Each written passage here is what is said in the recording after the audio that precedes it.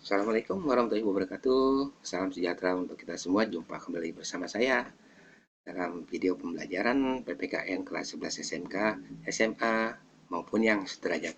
Materi kita kali ini akan membahas tentang sistem pemerintahan. Baik, sebelum kita lanjut, kita bahas dulu yang pertama yaitu tentang sistem. Sistem adalah satu kesatuan yang utuh dari satu rangkaian yang saling terkait antara satu dengan yang lainnya. Maksudnya adalah begini, adanya suatu hubungan ya, keterkaitan antara komponen atau unsur yang satu dengan komponen atau unsur yang lainnya sehingga menghasilkan suatu kinerja yang sistematik seperti itu. Jadi apabila komponen tersebut rusak, maka akan terganggu suatu sistem tersebut. Lalu pengertian pemerintahan adalah badan atau lembaga yang berwenang dalam melaksanakan kebijakan negara. Jadi, sistem pemerintahan dapat diartikan sebagai perangkat unsur yang secara teratur dan saling berkaitan yang dimiliki suatu negara untuk mengatur pemerintahannya. Dalam arti sempit, sistem dijalankan hanya oleh presiden dan wakil presiden saja sebagai eksekutif. Dalam arti luas, sistem pemerintahan dijalankan oleh lembaga eksekutif, legislatif, dan yudikatif. Baik, secara umum terdapat dua sistem pemerintahan, di antaranya sistem parlementer dan sistem presidensial. Nah, kita bahas yang pertama adalah sistem pemerintahan parlementer. Sistem pemerintahan parlementer merupakan sistem pemerintahan yang berada di tangan parlemen. Dengan kata lain, parlemen memiliki wewenang dalam mengangkat Perdana Menteri dan dapat menjatuhkan pemerintahan dengan mengeluarkan mosi tidak percaya. Pada sistem ini, kabinet mempertanggungjawabkan segala tindakannya kepada Badan Perwakilan Rakyat. Setiap kabinet yang dibentuk harus memperoleh dukungan kepercayaan dari parlemen. Selama Badan Perwakilan Rakyat masih menaruh kepercayaan bahwa Badan Eksekutif melaksanakan tugasnya, maka Badan Eksekutif akan mendapat dukungan, dan apabila tidak, maka Badan Perwakilan Rakyat akan menjatuhkan kabinet dengan mosi tidak percaya. Adapun ciri-ciri sistem pemerintahan parlementer di antaranya, raja atau ratu berkedudukan hanya sebatas kepala negara saja, bukan sebagai kepala pemerintahan, artinya hanya sekedar simbolis.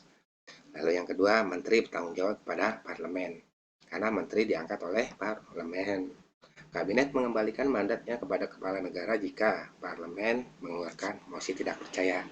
Jika terjadi suatu perselisihan antara kabinet dan parlemen, maka kepala negara berhak untuk membubarkan parlemen. Adapun kelebihan dan kekurangan sistem pemerintahan parlementer diantaranya, yang kelebihan pertama, penyesuaian pendapat antara eksekutif dan legislatif lebih mudah. Lalu terdapat garis tanggung jawab yang jelas, adanya pengawasan yang kuat dari parlemen terhadap kabinet. Baik, itu adalah kelebihan pada sistem pemerintahan parlementer. Namun, sistem ini pun memiliki kekurangan. Di antaranya adalah sewaktu-waktu kabinet dapat dijatuhkan oleh parlemen. Kabinet sewaktu-waktu pun akan bubar, dan kabinet dapat mengendalikan parlemen. Nah, contoh beberapa negara yang menerapkan sistem pemerintahan parlementer diantaranya adalah negara Inggris dan negara Belanda. Baik, kita melangkah kepada sistem pemerintahan presidensil atau presidensial. Nah, sistem pemerintahan presidensial ini berakar pada konsep pemisahan kekuasaan yang disebut dengan teori trias politika. Dalam sistem ini, kekuasaan dibagi dan dipisahkan secara tegas ke dalam tiga lembaga secara seimbang, yaitu kekuasaan eksekutif. Eksekutif adalah kekuasaan yang menjalankan undang-undang. Kekuasaan legislatif yaitu kekuasaan yang membuat undang-undang, dan kekuasaan yudikatif yaitu kekuasaan kehakiman. Maka dengan demikian presiden memiliki posisi yang kuat dan tidak dapat dijatuhkan. Meski demikian masih terdapat mekanisme untuk mengontrol presiden. Adapun ciri-ciri sistem pemerintahan presidensil dan parlementer diantaranya, yang pertama, sistem pemerintahan presidensil. Ciri-cirinya sebagai berikut. Presiden berkedudukan sebagai kepala negara plus kepala pemerintahan, dan presiden serta parlemen dipilih langsung oleh rakyat. Presiden dan parlemen tidak dapat saling menjatuhkan.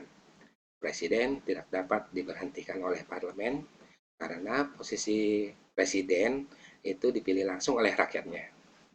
Presiden memiliki hak mengangkat dan memberhentikan menteri. Menteri yang diangkat oleh presiden tunduk dan bertanggung jawab kepada presiden. Sementara itu, ciri-ciri sistem pemerintahan parlementer diantaranya eksekutif dan legislatif mempunyai hubungan yang erat. Kepala negara hanya berkedudukan sebagai kepala negara saja, bukan sebagai kepala pemerintahan. Lalu, menteri bertanggung jawab kepada parlemen. Parlemen dapat membubarkan menteri. Dan yang terakhir adalah kepala negara dapat membubarkan parlemen. Adapun kelebihan dan kekurangan sistem pemerintahan presidensil diantaranya yang pertama, kelebihannya adalah kedudukan eksekutif itu lebih stabil karena tidak bergantung kepada parlemen. Lalu masa jabatan badan eksekutif lebih jelas karena ada jangka waktu tertentu. Misalnya presiden hanya dapat dipilih 1 kali atau 2 kali dan seterusnya. Penyusunan program kerja kabinet mudah disesuaikan dengan jangka waktu jabatannya. Lalu legislatif bukan tempat kaderisasi untuk jabatan-jabatan eksekutif karena dapat diisi oleh orang luar, termasuk anggota parlemen sendiri. Adapun kekurangan dari sistem pemerintahan presidensil diantaranya akan sangat dimungkinkan terjadinya kekuasaan absolut karena kekuasaan efektif itu di luar pengawasan langsung legislatif. Kurang jelasnya sistem pertanggungjawaban karena presiden tidak bertanggung jawab kepada legislatif. Pembuatan keputusan atau kebijakan publik pada umumnya hasil tawar-menawar antara eksekutif dan legislatif sehingga dapat terjadi keputusan yang tidak tegas. Pembuatan keputusan memakan waktu yang sangat lama. Baik, itu tadi adalah tentang kelebihan dan kekurangan dari sistem pemerintahan presidensial. Nah, di antara dua sistem pemerintahan yang kita bahas tadi, ternyata ada satu pemerintahan yang campuran sifatnya, yaitu semi presidensial. Sistem pemerintahan semi presidensial merupakan gabungan sistem pemerintahan presidensial dan parlementer. Presiden yang dipilih oleh rakyat menjalankan pemerintahannya itu bersama-sama dengan Perdana Menteri. Namun, dalam prakteknya terjadi pembagian tugas. Misalnya, Presiden mengelola urusan luar negeri, sementara Perdana Menteri mengurus urusan dalam negeri. Selain memiliki Presiden sebagai kepala negara, sistem pemerintahan semi presidensial juga memiliki Perdana Menteri sebagai kepala pemerintahan. Nah, contoh negara yang menerapkan sistem pemerintahan semi presidensial diantaranya adalah negara Mauritania, negara Guinea-Bissau, dan negara Namibia. Baik, tadi kita sudah membahas tentang sistem pemerintahan presidensial maupun sistem pemerintahan parlementer. Nah, kita kali ini akan membahas tentang sistem pemerintahan yang diterapkan di Indonesia. Berdasarkan Undang-Undang Negara Republik Indonesia tahun 1945, Indonesia menganut sistem pemerintahan presidensial. Selain itu, sistem pemerintahan di Indonesia tidak menganut sistem pemisahan kekuasaan seperti yang diutarakan oleh Montesquieu dengan bukunya Trias Politica, di mana kekuasaan tersebut dipisahkan ya menjadi 3 kekuasaan, yaitu eksekutif, legislatif, dan yudikatif. Nah, di Indonesia itu menganut sistem pembagian kekuasaan, bukan pemisahan kekuasaan. Separation of power, melainkan distribution of power. Dalam penyelenggaraan pemerintahan ya di Indonesia itu kita kenal dengan 7 kunci pokok ya pada sistem pemerintahan. Di antaranya Indonesia adalah negara berdasarkan atas hukum. Yang kedua adalah sistem konstitusional, yaitu tidak bersifat absolut, melainkan membagikan kekuasaan kepada beberapa lembaga tinggi negara. Lalu kekuasaan negara tertingginya adalah MPR. Presiden adalah penyelenggara pemerintah negara tertinggi di bawah majelis. Presiden tidak bertanggung jawab kepada DPR. Menteri adalah pembantu presiden dan tidak bertanggung jawab kepada DPR. Dan kekuasaan kepala negara tidak terbatas. Maksudnya adalah Kebijakan atau tindakan presiden dibatasi pula oleh adanya pengawasan yang efektif dari DPR. Sistem atau mekanisme ini merupakan salah satu usaha preventif untuk pencegahan pemerosotan sistem konstitusional menjadi absolutisme. Baik, kita akan bahas tentang sistem pemerintahan yang pernah diterapkan di Indonesia atau periodisasi sistem pemerintahan di Indonesia. Yang pertama adalah periode tahun 1945 sampai dengan 1949, di mana bentuk negaranya adalah kesatuan, bentuk pemerintahannya adalah republik, dan sistem pemerintahannya adalah parlementer. Sementara untuk konstitusinya adalah Undang-Undang Dasar Negara Republik Indonesia tahun 1945.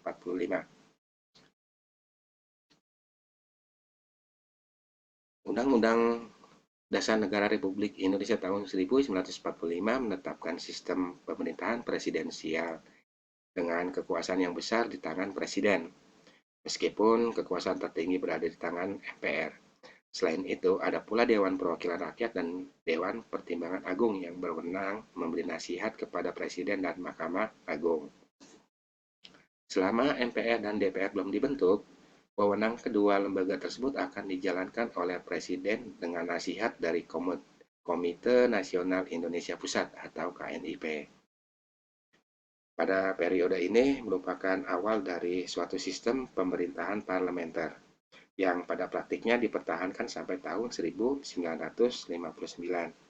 Ketika Undang-Undang Dasar 1945 dinyatakan berlaku kembali, jadi dari November 1945 sampai Desember 1949, sistem pemerintahan yang diselenggarakan di Indonesia itu berbeda dengan sistem pemerintahan yang ditentukan dalam Undang-Undang Dasar Negara Republik Indonesia tahun 1945. Baik, selanjutnya kita akan membahas pada masa 1949 sampai 1950. Hanya 1 tahun periode ini ya. Yang kita kenal konstitusinya adalah Konstitusi RIS, Republik Indonesia Serikat. Dengan berubahnya sistem pemerintahan, maka ada perubahan juga ya menjadi bentuk-bentuk negaranya dan lain sebagainya ya. Yang pertamanya tadi adalah bentuk negaranya kesatuan, sekarang menjadi serikat atau federal. Ya, sistem pemerintahannya adalah parlementer semu atau kuasi parlemen, dan konstitusinya adalah Undang-Undang Dasar Negara Republik Indonesia Serikat pada tahun 1949. Dengan berubahnya sistem pemerintahan dari sistem presidensial menjadi sistem parlementer, praktis presiden kemudian menjadi kepala negara. Sementara itu, Perdana Menteri menjadi kepala pemerintahan. Saat itu yang menjadi kepala negaranya adalah Presiden Soekarno dan menjadi Perdana Menterinya adalah Sultan Syahrir. Sampai dengan tahun 1949 MPR belum juga terbentuk, jadi konsekuensinya Undang-Undang Dasar yang baru pun belum tersusun. Justru hasil perundingan dengan Belanda dalam konferensi meja bundar membuat Indonesia terpaksa menerima bentuk negara Republik Indonesia menjadi Republik Indonesia Serikat. Diberlakukannya Undang-Undang Dasar Negara Republik Indonesia Serikat mengandung arti bahwa Indonesia menerima bentuk negara federal dan terpaksa harus menerima kenyataan bahwa statusnya sebagai negara yang kekuasaannya sebelumnya diakui secara de facto berdasarkan Perjanjian Linggarjati menjadi sekedar satu negara bagian dari satu federasi saja. Namun, bentuk negara federal hanya berlangsung sekitar 7 bulan. Oleh karena banyak negara bagian yang mengadakan perlawanan, akhirnya pada bulan April 1950, 13 negara bagian itu menyatakan bergabung dengan Republik Indonesia untuk membentuk negara kesatuan. Seperti itu. Oh ya, perlu kalian ketahui bahwa bentuk negara Indonesia itu berubah dari kesatuan menjadi serikat atau federal pada tahun 1949 atau pada masa konstitusi RIS. Jadi itu artinya bahwa negara Indonesia terdiri dari beberapa negara bagian. Di antaranya ada negara Republik Indonesia Serikat, ada negara Indonesia Timur, ada negara Pasundan, termasuk Distrik Federal Jakarta. Ada negara Jawa Timur, ada negara Madura, ada negara Sumatera Timur, dan negara Sumatera Selatan. Seperti itu. Selanjutnya adalah tentang atau periodisasi sistem pemerintahan pada masa tahun 1950 sampai 1959. Saat itu bentuk negaranya adalah kesatuan, bentuk pemerintahannya adalah republik, sistem pemerintahannya adalah parlementer, dan konstitusinya adalah Undang-Undang Dasar Sementara 1950. Pada dasarnya UUDS atau Undang-Undang Dasar Sementara adalah Undang-Undang Dasar Republik Indonesia Serikat yang mengalami perubahan pada pasal-pasal tertentu yang tidak sesuai dengan bentuk negara kesatuan. UUDS 1950 mengamanatkan kepada sebuah badan pembuat undang-undang dasar atau badan konstituante. Namun, badan konstituante yang terpilih berdasarkan hasil pemilu tahun 1955 tidak mampu atau belum berhasil untuk membentuk suatu undang-undang dasar baru ya yang lebih sesuai dengan keadaan masyarakat Indonesia saat itu ya, sehingga Presiden Soekarno pun mengeluarkan dekret presiden pada tanggal 5 Juli yang kita kenal dengan dekret presiden 5 Juli pada tahun 1959 yang isinya adalah kembali ke Undang-Undang Dasar Negara Republik Indonesia tahun 1945 sebagai Undang-Undang Dasar Republik Indonesia atau konstitusi.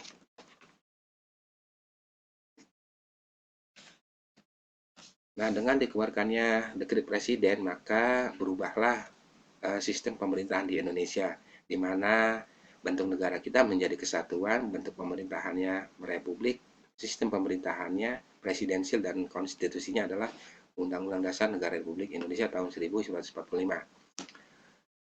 Diberlakukannya kembali Undang-Undang Dasar Negara Republik Indonesia tahun 1945 memberikan dampak perubahan, terutama dalam ketatanegaraan.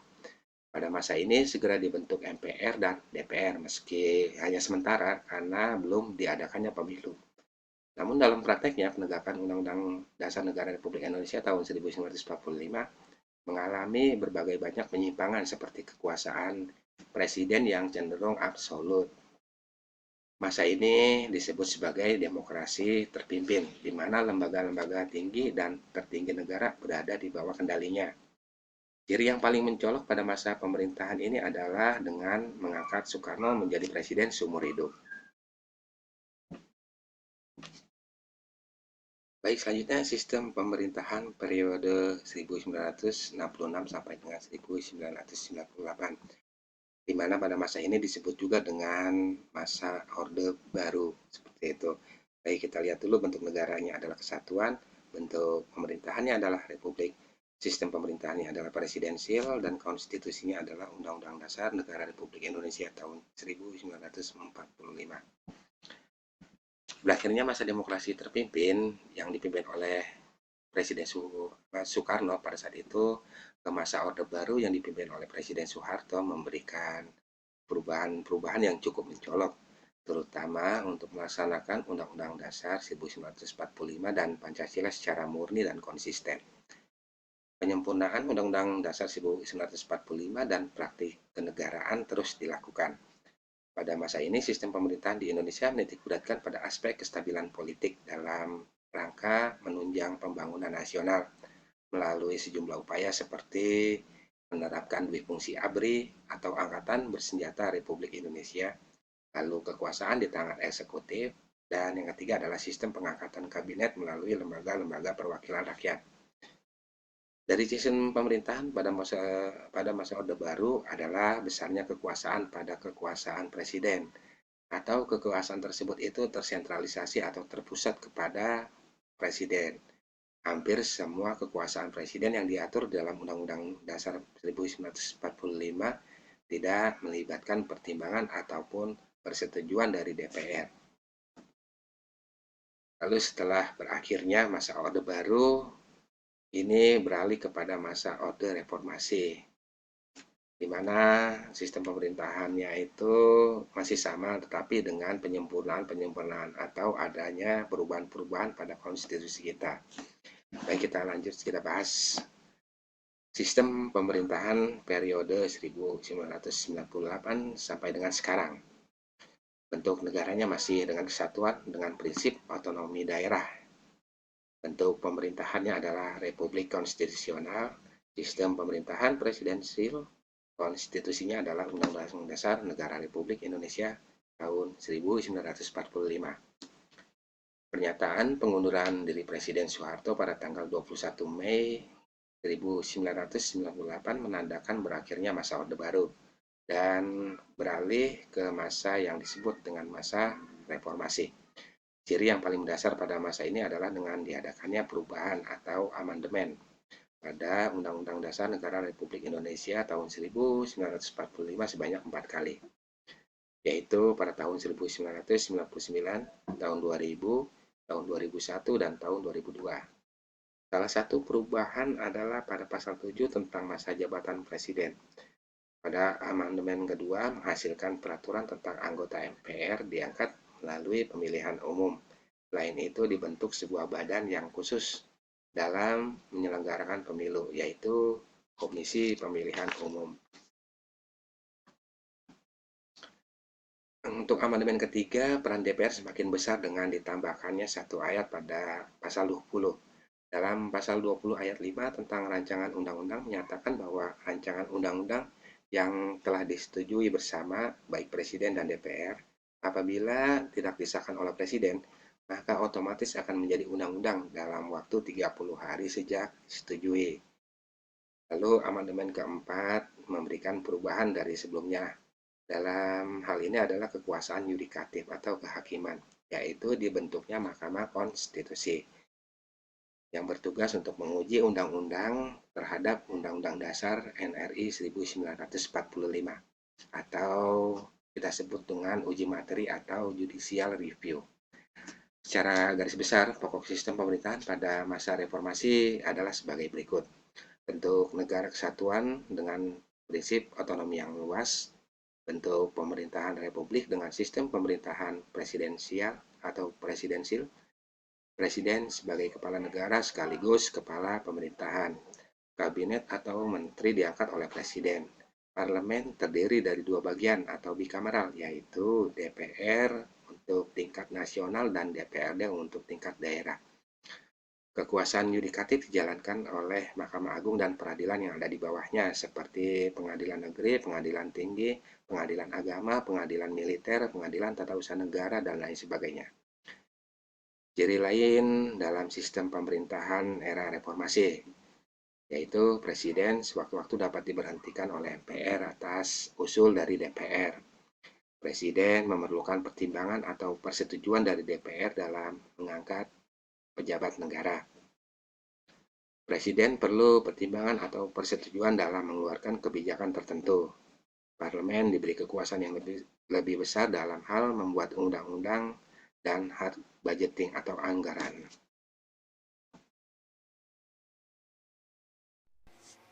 Terima kasih sudah menonton video saya. Jangan lupa klik like, subscribe, dan aktifkan lonceng notifikasinya agar tidak ketinggalan video terupdate. Wassalamualaikum warahmatullahi wabarakatuh.